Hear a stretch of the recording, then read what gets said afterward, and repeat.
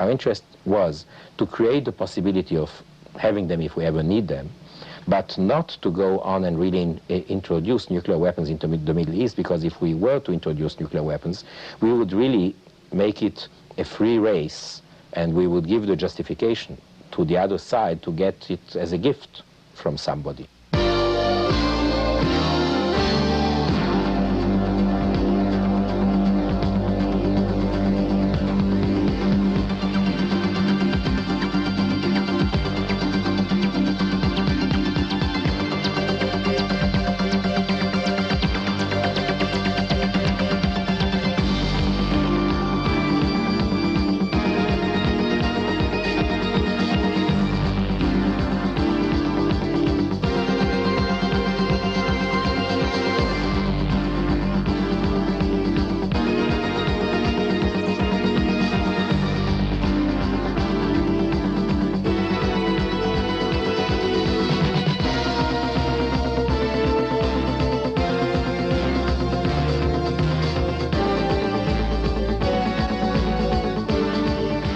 I'm here on the campus of Tel Aviv University.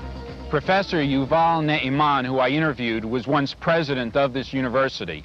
He is now the Minister of Science and Development in the government of Menachem Begin, although he is not a member of Begin's political party. Actually, he is to the right and more conservative than Begin. For example, he was against the Camp David peace accords. In Israel, unlike America, it's not all that unusual for a purely academic such as Professor Ne'iman, who is a physicist, to become very actively involved in politics. And he was and remains a member of the Knesset. Being a physicist, naturally I asked him about Israel's nuclear capability. And although hardly any Israeli politician will ever give you a purely direct answer to that question, there was no doubt in my mind, I don't think there will be any doubt in your mind after you've seen the entire interview, but that if the day should ever come when Israel requires the use of nuclear weapons against its many enemies on its borders, that transition could be made overnight and such weapons would be operational. When Begin and his Likud bloc were elected in 1977, I expect that you thought the policy of labor concessions would end, and instead, of course, they increased, what with giving the Sinai back to Egypt. What's your explanation of that, given Begin's very hard line during the almost 30 years that he was in the opposition? I think Mr. Begin had a feeling that he should be the man to bring peace, or his movement should bring peace. For many years in opposition, his group had been described as warmongers, people whose ambitions for Israel would lead to further wars. Wars were happening anyhow, but somehow the picture was drawn as if this would be worse when Likud would come to power. And I think, looking at it now in retrospect, I think that Mr. Begin felt that his first priority was, on the contrary, to bring peace. I personally I ended up being very much against what he was doing, because I felt he was giving up too much for the sake of that peace. Maybe also because I, as a scientist, I don't take texts as being that important. It's the facts that are important. I don't think the peace that we got, other than formally, is more stable than any other stopping in the fight in the Middle East that has happened in the last 100 years. And so I would not have gone that far. You voted against Camp David. We voted against Camp David. In fact, I created a party to fight Camp David. And what is the name of your party? Hatria, which means Renaissance, Zionist Renaissance. It was really... Of course, your party, in terms of the political spectrum, is more conservative and to the right of Begin and his party. On the matter of territory, of defense, yes. On social matters, it's very hard to decide who's on the right and who's on the left.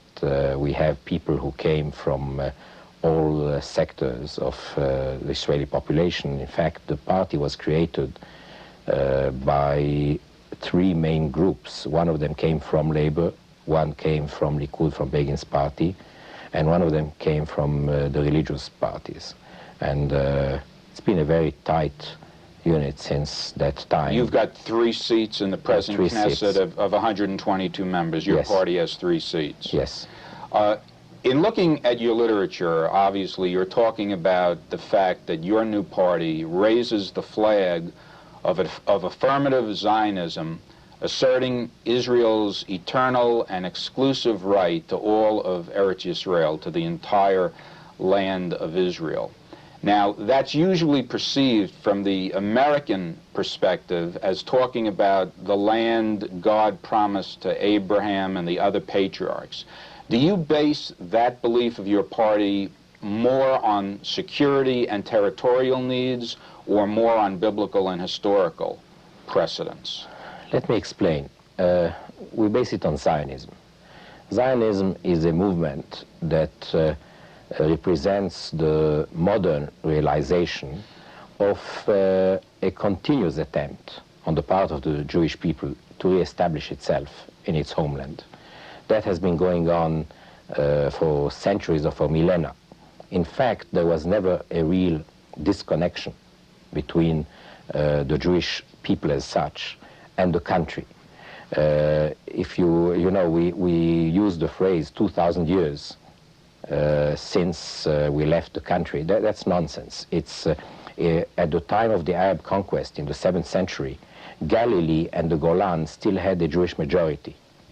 Politically, Jews had some idea of wanting to re-establish themselves in the country, but they relied on, let's say, on both. Some of them were pioneering and coming to settle, and like my family, others started political work, like Herzl in 1897, deciding that there should be a Jewish state and starting to travel and go from one ruler to another looking for a charter, which ended up in getting the Balfour Declaration.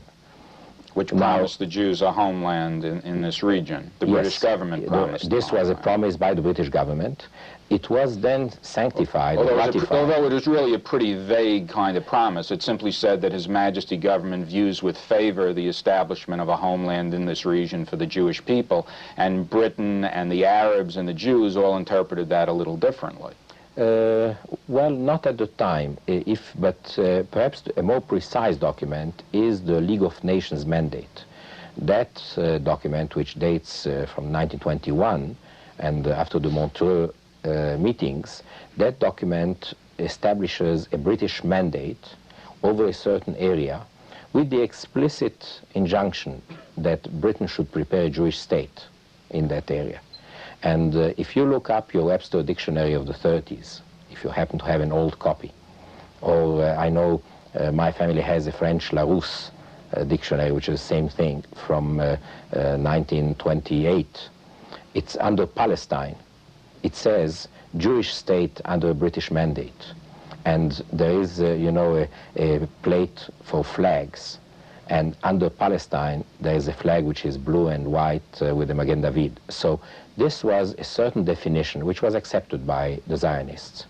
In 1920, within a year, 22, the British cut off Transjordan from that area.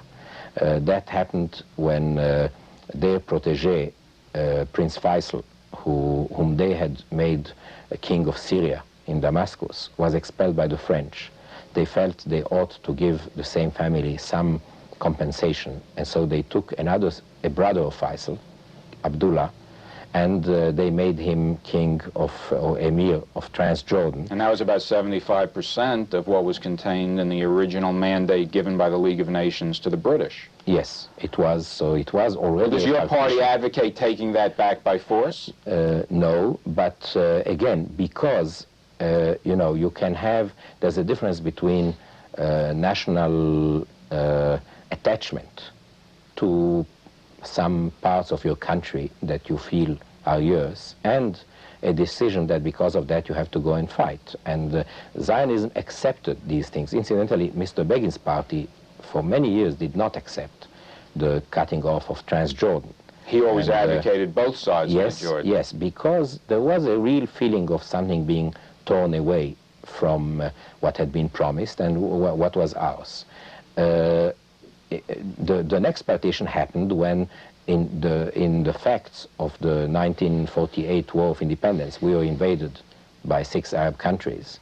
The war ended up with a certain border. The armistice lines. The armistice lines. This border, these armistice lines lasted for 19 years. For some reason or other, people in the West seem to think that these 19 years are the only part that exists in history. And the borders of the State of Israel of these 19 years, which incidentally were not recognized in their entirety. For instance, the US government never recognized Jerusalem. And I don't mean Eastern Jerusalem, conquered in '67, but I mean Western Jerusalem, which was from the very beginning part of the state. They never recognized it as part of the state and capital of Israel. The American embassy is still in Tel Aviv because of that. So, incidentally, I think that's a rather poor show on the part of the United States, that 35 years after the establishment of the state, they still don't recognize its capital. I consider it in many ways as a rather anti-Israeli basic thing that permeates everything and appears in that form too, even though Americans don't feel that it's so natural to them not to recognize Jerusalem. If we go to the border as it existed for 19 years, then in a surprise attack, I mean, the enemy occupies that area immediately on the spot. Even if we let's say we don't go back to that border, but suppose what is called the West Bank, that's Samaria and Judea, suppose Samaria is demilitarized. There are no Arab armies there, but there are also no Israeli troops there. Then Samaria, which is the only buffer we have before that area where everybody lives, Samaria is about 30 miles wide. It takes a bad driver, a slow driver, 2 hours to cross it.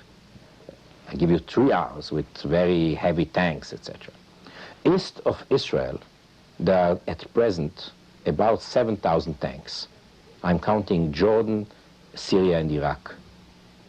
We could add Iran because their feelings towards us are not any better than the others, but suppose we regard them as messed up at present, even though it may change in the future. But we have about 7,000 tanks east of Israel. I can easily give you all kinds of scenarios which happened in the last 30 years many times. For instance, every year you have, the press tells you that Syria is going to invade Jordan. They have inter-Arab quarrels. So suppose next time it happens again in that way, so the whole Syrian army is massed on the Jordanian border, the Jordanian army is massed there, and the Iraqis send 4 divisions just to support Jordan. We mobilize because we're worried. But then we see nothing happens. 2 weeks later, we demobilize because the country has to go on living. Can't stay mobilized indefinitely. That was the problem in the '73 war. Of course, the economics, the whole economy would stop. So I think you're really leading to the point, though, in terms of the politics of it, because of the defense considerations you're now describing. You are not prepared to give back any of the West Bank. Certainly not. And the choice that we have is the following. You see, for defense purpose, if my son serves in the army, we could take a solution in which there would be a permanent occupying Israeli force sitting in Samaria and protecting, so my son would be in that force, protecting his father who lives in Tel Aviv, 20 miles behind him, let's say.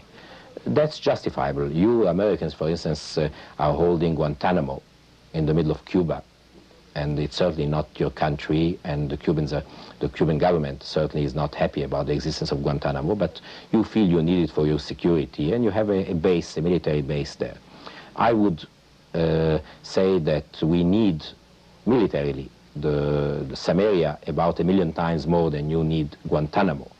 But so it's justifiable on the survival level. Obviously, the position of you and your party is that Judea and Samaria, as well as Gaza, are your country. They're Israel. That is certainly the answer that we give, and I think that in principle, you know, even the people who are at the other end of the political spectrum, people of the Labour Party, etc., will tell you that as far as the country is concerned, etc., yes, it is our country, but they have some feeling that because of the fact that there are Arabs living there, we cannot annexate these provinces now, and therefore solutions in which we would stay militarily, we would give up sovereignty and political rule of the area, but some troops would be there, etc. What's your position on autonomy, this concept of giving the Arabs in Judea and Samaria not sovereignty,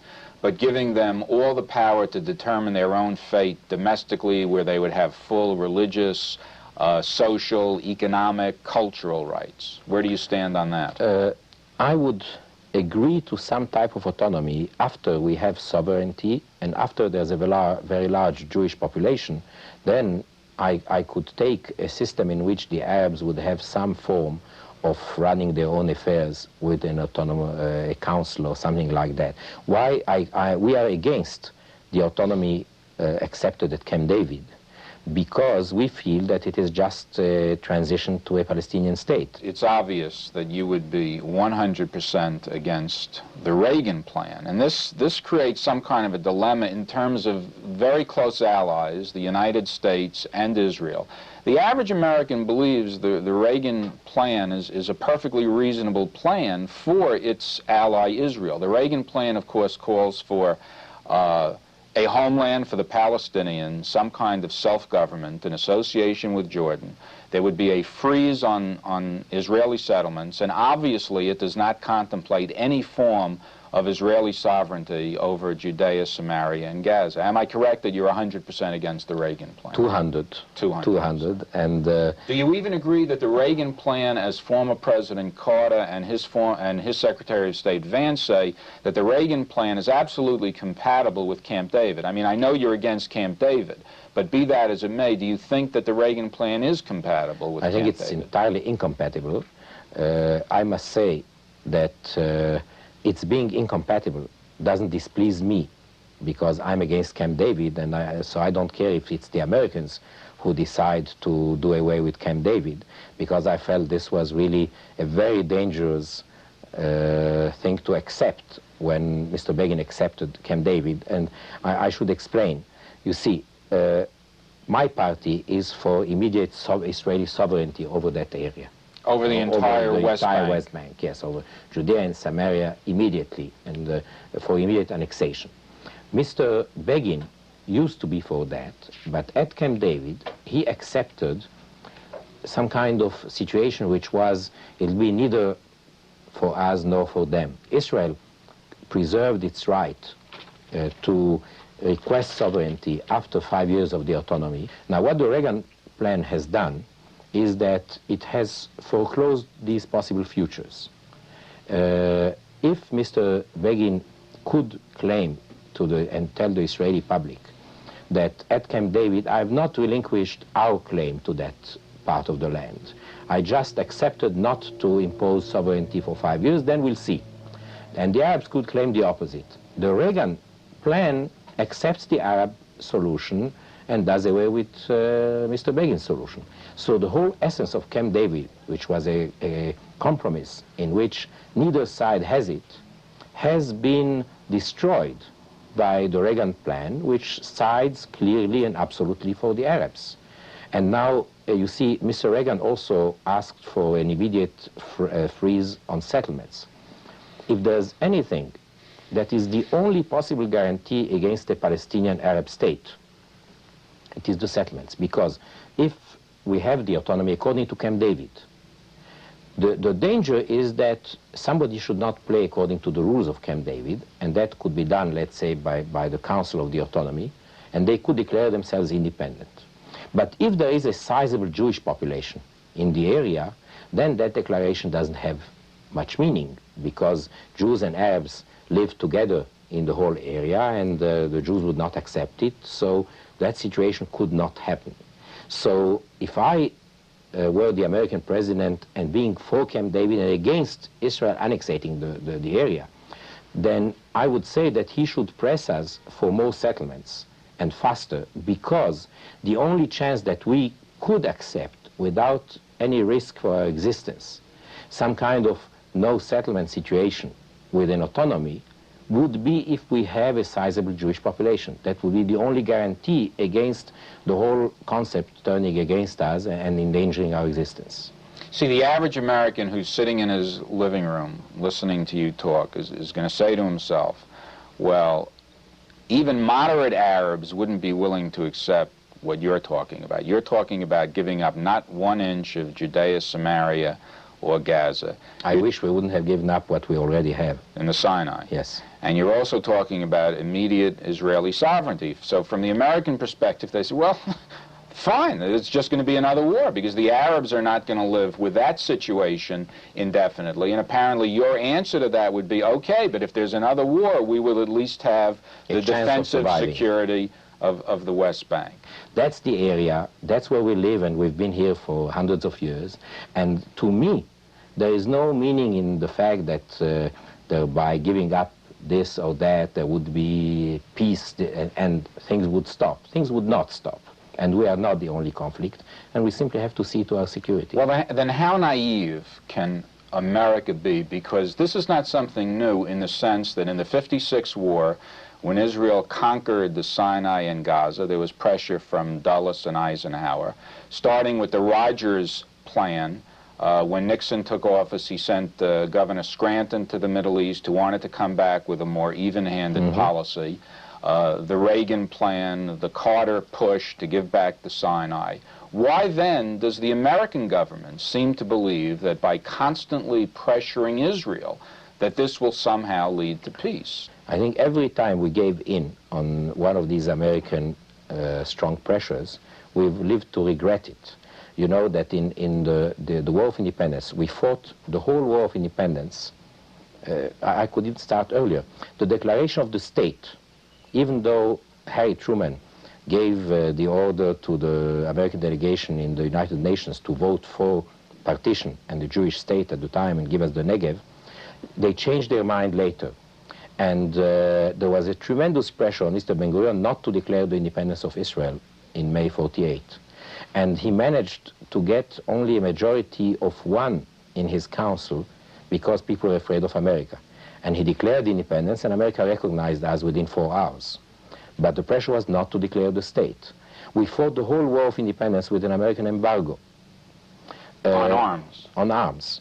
And at the end of the War of Independence, in our counterattack, we cut off the Egyptian army in what is now the Gaza Strip. We cut it off by conquering El Arish in Sinai. Then the American ambassador found Mr. Ben-Gurion in a hotel in Tiberias and gave him an ultimatum. And we withdrew from there. And that is where the Gaza Strip gets its existence from. And the Gaza Strip is really, I would say, so spot in that area. It has become some kind of strip that where you can't find any solution to this area as long as there's all this concentration of refugees there, etc. That was perpetuated because of the fact that we accepted this American pressure at the time. You're a physicist, you're the Minister of Science and Development for the State of Israel. Does Israel have nuclear weapons at present? About 30 years ago or 25 years ago, I didn't think I was going to get a direct answer to that. Yes, well, now you're going back 25. You notice that I always give you a background when I give my answers. That's my way. I'm a scientist and and a professor, and the professor feels he has to explain things. About even 30 years ago, we created an Atomic Energy Commission, an AEC, and we started thinking of creating a potential that would give us the possibility of making nuclear weapons if we ever wanted to, because we felt that someday the Arabs might get such weapons. We built reactors and we trained manpower, and we certainly have very high level of scientific manpower in this country relatively to our size. Every textbook that appeared in the early 50s or 60s even said that Israel was going to be the next member of the nuclear club. We stopped without crossing the threshold, and it's simply because that's our interest. Our interest was to create the possibility of having them if we ever need them, but not to go on and really introduce nuclear weapons into the Middle East, because if we were to introduce nuclear weapons, we would really make it a free race, and we would give the justification to the other side to get it as a gift from somebody. I think nearly every American assumes that with the background you've just described, that in very, very short order, like a month or a few months, Israel could go from the theoretical to the practical if they were faced with a life-and-death situation. I'll leave you to guess how long it would take, but it's not clear. long. I mean, not long, well, not a year. I don't know. I don't know. You do know. You don't want to say. I should not say it. But we crossed. Really, we stopped short of crossing that threshold, and it was very important because I believe we have managed in the last 20 years to keep the Middle East nuclear free. We did... Certainly with the attack on the Iraqi reactor in yes. 81. Yes, and that you see, there have been, I can think of 2 or 3 attempts on the Arab side to start a nuclear program. We managed to defuse the first 2. This third one went rather far, and there was no way but to the one in Iraq but to destroy that reactor. But it's not true, or at least to me, when people tell me, well, you can't stop this kind of thing and someday the Middle East is going to be nuclear, with nuclear weapons, etc. I wanted to step into that kind of nuclear deterrence and all that. I think it's not true. I think just as we have kept the Middle East clean for 20 years, we can probably keep it clean for another 20 years, and then the next people will see what they do. Thank you very much.